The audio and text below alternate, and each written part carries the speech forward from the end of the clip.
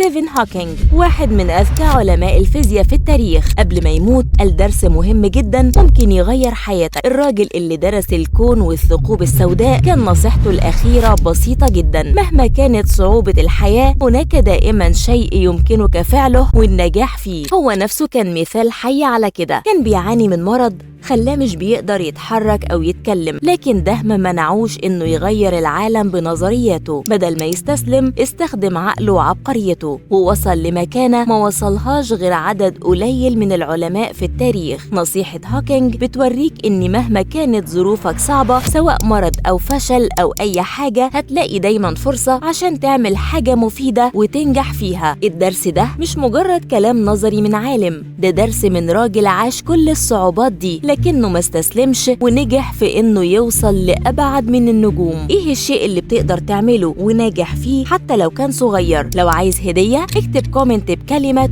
هدية.